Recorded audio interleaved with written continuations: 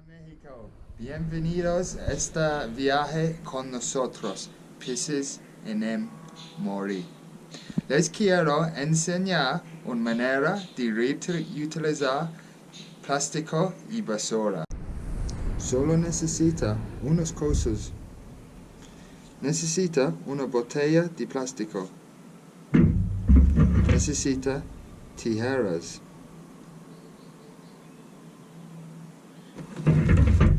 Y un palo.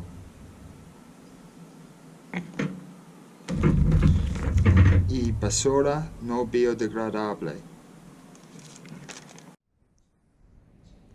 Corta la basura no biodegradable en trozos pequeños. Y comienzo a llenar la botella.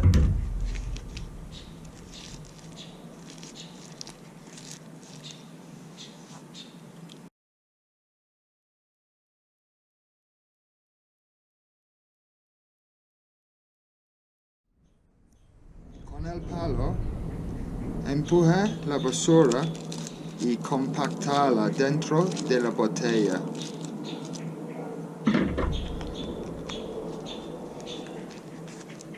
El Ecobrick puede ser donado a compañías o puedes usarlo para construir tú mismo.